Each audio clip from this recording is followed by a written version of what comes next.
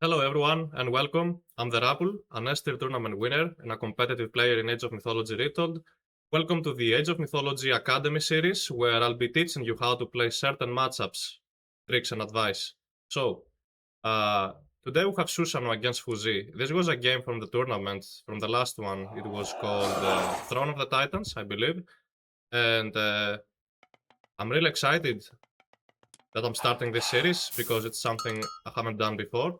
I have some tools I'm using here. If I want to point out something, you'll see how I'll do it. So we're not gonna spend too much time at the build order. We started with 3 on food, 1 on wood, 1 on gold. Another one will go over to food. And then one more will go to wood. So if you're looking to see the build order specifically, I have uploaded for every god on my YouTube channel. You can go check it out. I have a build order for Susanoo. But this one is a more special one. This is a 2-shrine build order. I don't always do the same build order every game I play. But yeah, you know how that works. So the general strategy here as Susanoo is First, you gotta defend any type of rush that is happening. What does that mean? Civilizations that can build units from the temple early on, or heroes, can apply pressure at you even around 4 minutes into the game. For example, we're against China right now. They can build pioneers from the temple while aging up, and I can send them over my base to harass my villagers. So that's the first thing we want to scout around 3 or 4 minutes into the game. You'll see me slowly sending that kitsune over my opponent's base and see what's going on. Because if you get rushed, you have to train the counter unit to that. For example, pioneers have the archer tag. Look at the temple. Pioneers are considered hero archers. So what does counter archers? Cavalry. So if I was being rushed, I would definitely open up with fast cavalry with this build order, so I can push back those pioneers and protect my villagers. Now, let's say we were playing against Norse and we were being attacked by hearses extremely early. What does counter hearses as Japan? You can build some archers, Yumi archers, or you could go for a few samurai. Why not? Samurai can do bonus damage against infantry, since hearses are considered infantry. But let's speak specifically about the Chinese. So, most of the times you might see yourself opening up with cavalry when you play Susanoo against China, or Fuzi specifically, because we need a way to counter those pioneers. We want to force him into building a different type of unit. That would force the Fuzi player to open up with a military yard and train some halberdier, because he needs those anti-cavalry units if he wants to now counter the unit you are building instead. Okay. So here's how it works. As Susanoo, in most matchups, you might see yourself opening up with a few kitsunes from the temple. I might stop at 3 or 4, not quite sure just yet. And you can use them to harass slightly villagers. And most importantly, to scout. I'm mostly using the kitsunes right now to scout. Feel free to open up with, to follow up with economy upgrades if you're not being rushed. Feel free to do that. Because that's very good for you. If you're being rushed, obviously invest your early resources into building counter units, military, to protect your base. If you're not being rushed, get your hand axe, get your pickaxe while aging up, already have pickaxe, and get the hunting upgrade, Saltwater Spring. Most of the times you'll see yourself opening up with Shrine of the Hunt. It's pretty much the meta right now. Swampland is also viable if you would like to play Swampland, but just currently Shrine of Hunt is the meta. If they buff Swampland or the other minor god, we will know that in the future patches. But yes, for now it's Minakatatomi for you. It's been mostly scouting with the 2 kitsunes, and the third one is on the way. When Yudo kinda out of position, just scouting. And I do open up with a guardhouse. Why is that? Because I'm not being rushed. You know, there are no pioneers right now harassing me. And I need some hero units, or at least one hero unit in my base, to protect me from the Yachi raiding. Because he gets 1 Yachi for free, as Fuzi, when he ages up, he won't light in weapons, there's the Yachi. And I need to have at least 1 hero in my base if he tries to attack my villagers, my woodland for example, or the hunt over here. Always remember when you use Shrine of Hunt, once you get the hunting upgrade, leave just 3 villagers on food. This is very important. 3 is the perfect number on Shrine of the Hunt, because that means you will never run out of hunt, and these 3 villagers will never be idle. Don't just put 2, it would be way too few. Just put 3, and it's the perfect number. You'll never need to add more, you won't have to move them away either. So this is a passive income, amazing passive income, for literally the rest of the game, and it's quite defended by the wolves and a tower. Before jumping into the video, I would like to take a moment to talk about my Age of Mythology Academy. I'm the only Age of Mythology content creator to ever design high quality courses to pass all of my game knowledge to you. In the complete guide course, you get to learn the general counter system, the human soldiers explained, everything how it works, the Greek units, Egyptian units, for every single civilization, army positioning, learn how to use choke points, the kiting, the formations, attack move and manual targeting.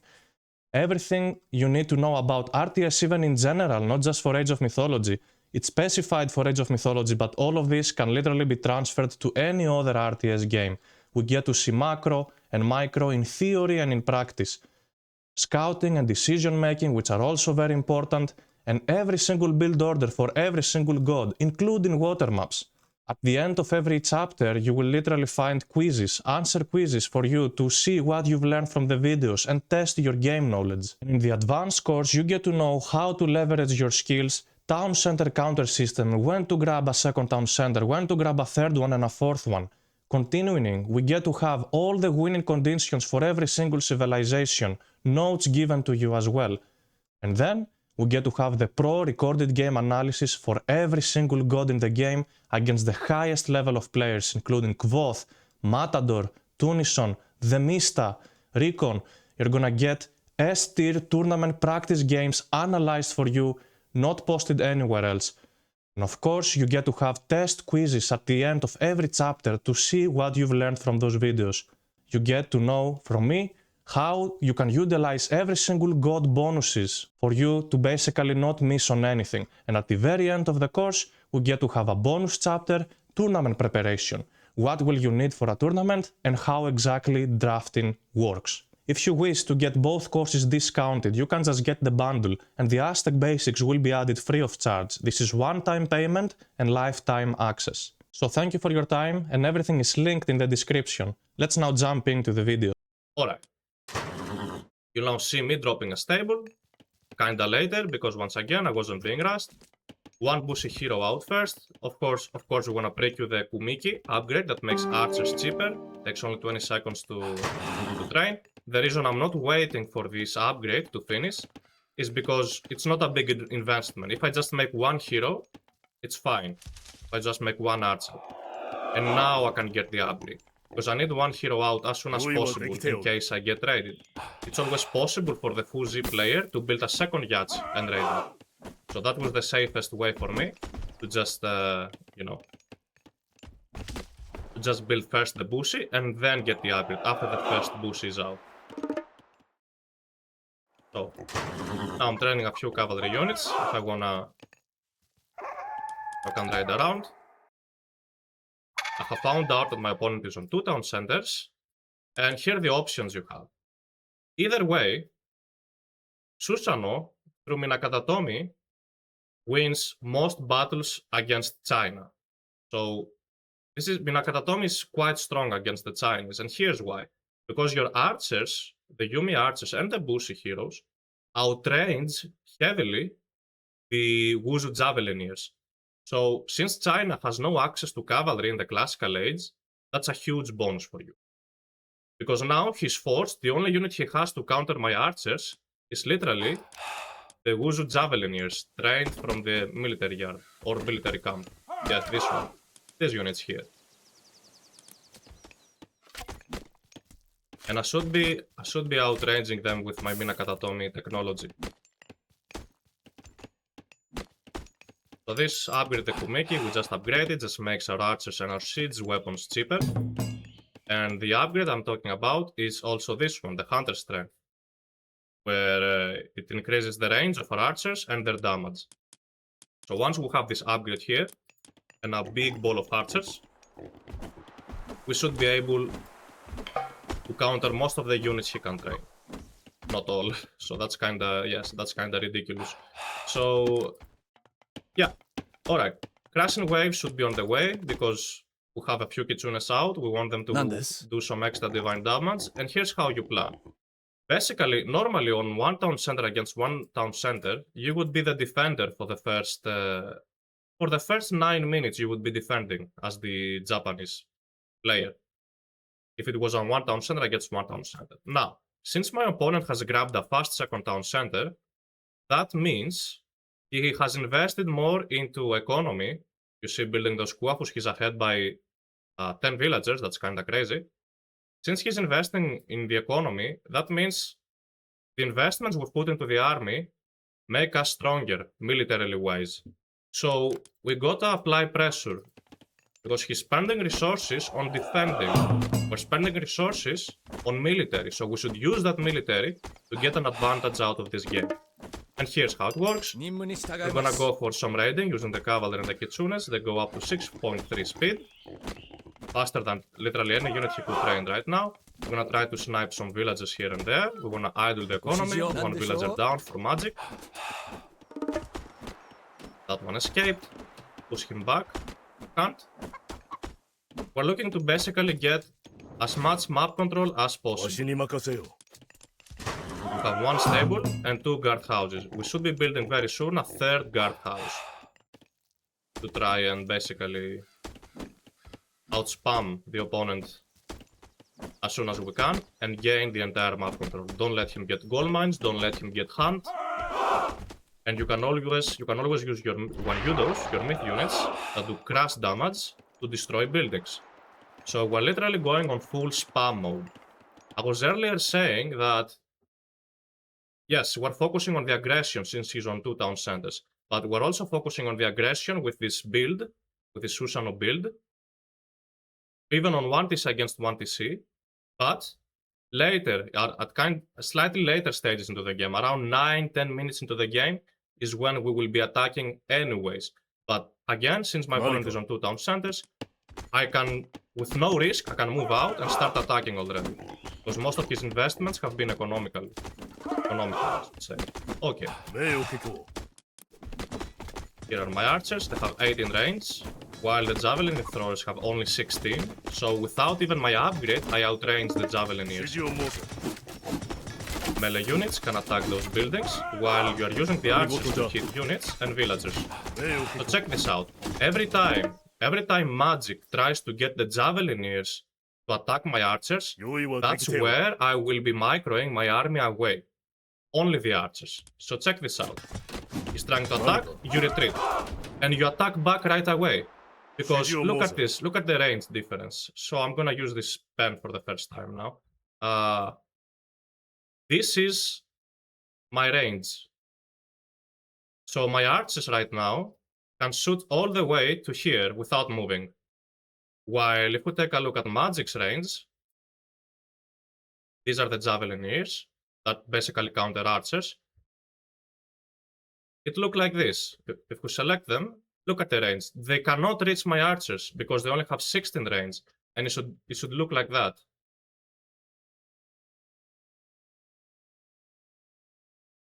So my archers are out of its radius. They're out of the javelineer's radius. They cannot be hit every time we hit and scoop, you know, the hit and run style. So this way, I'm just using my cavalry, as you can see here, and my myth units to attack buildings, to strike buildings down, while my archers are hitting his anti-archers units, and there's not much he can do about it as long as I micro. So this is what you should be focusing at. We should be able to continue now.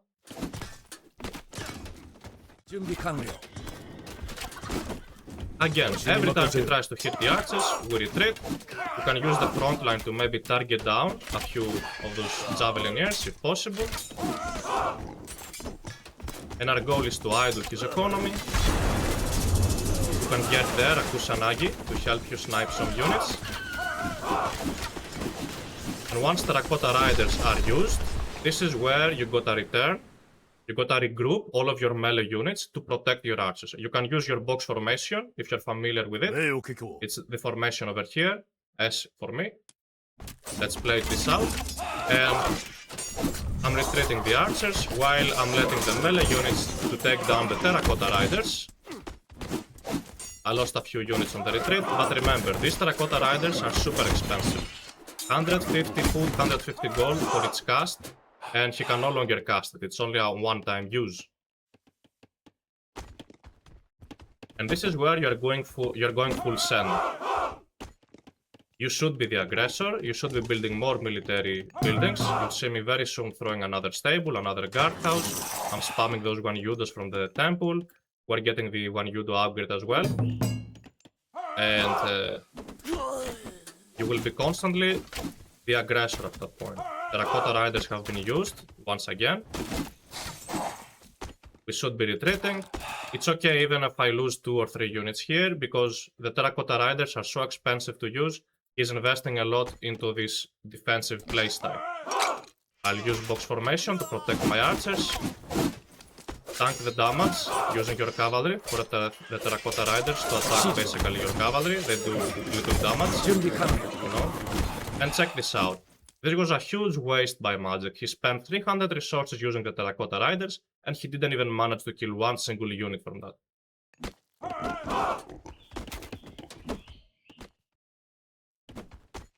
We'll continue applying this pressure. The 1 Yudos are now upgraded, so they should do a lot of damage. And remember, there's Latin weapons on the plane. So if we heavily outnumber his army, we can fight Latin weapons. If it's an equal fight, same military value, it's not right now, then we might want to retreat. We basically want to retreat or sacrifice 2 or 3 units. But you'll see how I handle it. Once again, look at the archer micro, you hit and run. You're heavily outranging him, so every time he tries to attack your archers, run back. Don't overcommit into the fight. You see how I'm just hitting and running away with my army. I'm not doing too much. Just lost an archer, that's okay. Changes some fights, some out of fire basically. And I'm more than okay to fight Latin weapons because I know I'm heavily outnumbering him. With a 3.3k resources on military, he only has 1.5k. So we're more than happy to take that fight, even with Latin weapons. We're just heavily abusing the archers. Check this out. To basically outrange him. His Javelineers can never get on top of my Yumi archers. We got medium from the Bushido, maybe a long time ago, and use the 1 Yudo to take down buildings, while the remaining of the units are dealing with your opponent's military. Go slightly on faster mode here.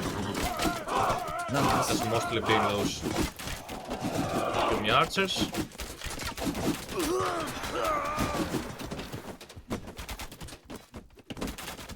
You can fight underneath the tower as long as you heavily outnumber your opponent, that's totally okay.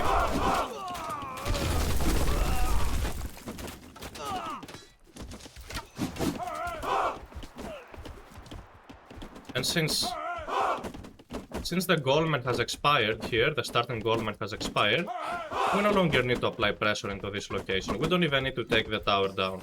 So here's where you will be focusing around this time into the game. You know that when somebody grabs a fast second town center, they're pretty vulnerable to a gold starve. And why is that? Because every single unit costs gold. Whether he wants to train Chaos Swordsman, Halberdier, Fire Archers, even the Javelineers, they all cost partially gold. So as long as we cut off his gold income, he can no longer train units to defend his villagers and to fight us back. We're still on 1 town center. He's almost 30 villages ahead, but that doesn't matter because check this out. His gold income is 0. So we're the ones, we have the upper hand. We're extremely ahead right now. We're overwhelming Magic right now. And once again, it's gonna come down to controlling the gold mines. After 11 minutes into the game, your opponent has mined his entire gold mine in the base. He's gonna have to look out for a different gold mine in a different location. He's gonna have to use market. You want your opponent to use the market because it basically all rates are negative. So what does that mean? He starts by giving, if you look at this, Do I have a market? No, I don't. But yeah, if you look at this, for every 100 food he gives, he gets 65 gold. And it gets worse and worse every time he clicks here. And same with wood. For every 100 wood he's giving, gets back 65 gold. So suddenly, he's sacrificing a lot of his economy, a lot of his extra resources are being deleted because he's trading at the market. So once the rates go down to 50, at that point, he loses a big amount of his resources. Imagine giving 100 food or wood to get back only 50 gold. And it goes down all the way to 34, I think, even to 28, something extremely low, 28. So, and on top of that, he has to build farms. So not only he's losing a big amount of resources to buy gold by selling at the market, he loses another big portion of his resources into investing into the farms. Because we're basically denying his hunt. We're not gonna let him hunt at that point. Go back to my point of view. And once we have a big mass of units, since we're controlling the gold mines, we have a cavalry guarding patrolling this location. Patrolling the 2 gold mines basically. Since we have the 1 Yudo, the mass, to take down a town center, then we can go for it. Otherwise, you don't even have to go for the town center. Focus on guarding every gold mine and not let your opponent mine any gold at all.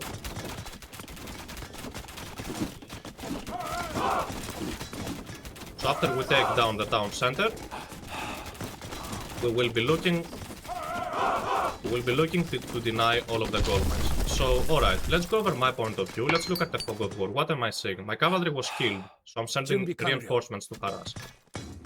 So, here's how you should think, because this is quite important. Let's get into this. So, this is the minimap, right? Look at the minimap over here. We need to decide what we'll be focusing at. Since we pushed him off hunt, and we're after 11 minutes into the game, we know he's trying to secure a gold mine. So you take a look at the minimap. What are his closest gold mines to his base? What gold mines is he most likely trying to secure? First gold mine is this one in the minimap. Another one is this one. And at last it's this one. Can you guys see that? Let me confirm. Oh, my face was on the way. Yeah, I can move that slightly. Yes. Alright, that should be better. So here we are. These are the gold mines. One in this location on the left, one at the top, one on the right side. And since we took down the town center, he can no longer produce villagers out of 2 town centers, so we can catch up to the civilian count, no problem. And we have the military advantage, 5.3k military value, full population, as you can see over here. We need to decide where to push, and for that reason, since we chose to attack the gold mines, we should be focusing at the gold mines. So, 1 cavalry over this location is on the patrol command to patrol this gold mine and this gold mine. So this cavalry will be doing circles, will be cycling through these 2 locations. And my reinforcements check this gold mine every time they pass nearby. I will be also building a shrine here, so I can have vision of this. And now all of my reinforcements and my entire military will be switched all the way to the right side, because I know he's on this gold mine. So that's what we're gonna go for.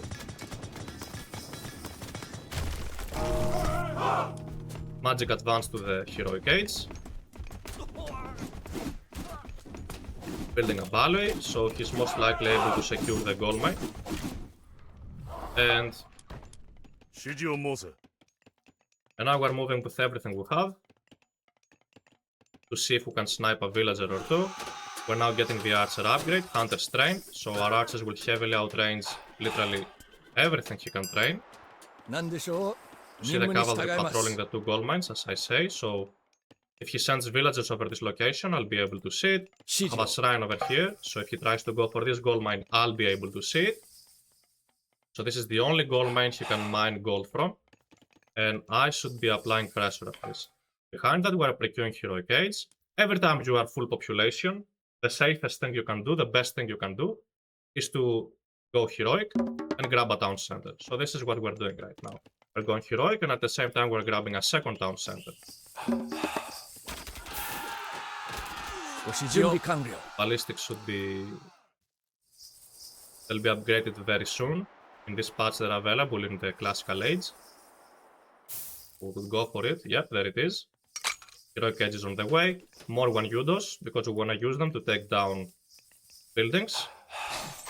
And you're edging up through raging, because you want to hit a timing attack using your drums, god power, on villagers and army at the same time, because it's gonna damage literally everything. So you kinda like it.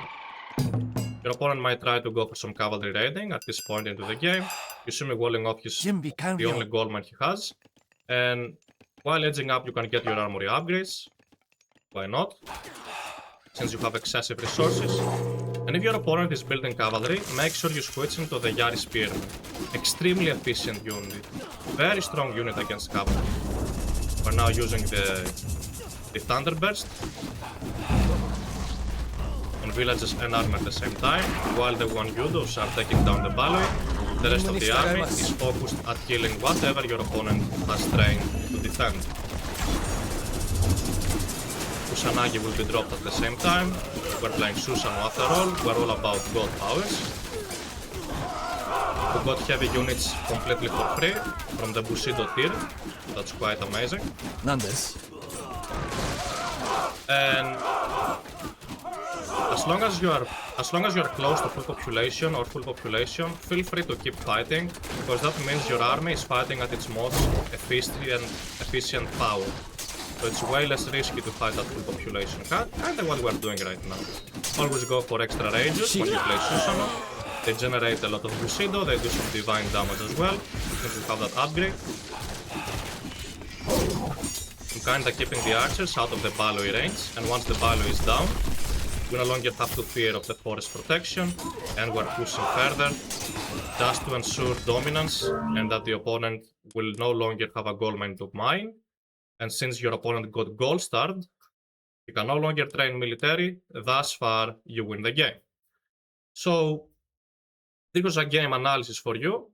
That's the first video from the series of Age of Mythology Academy. Feel free to subscribe, leave a like if you want to support me, and I will see you in the very next video.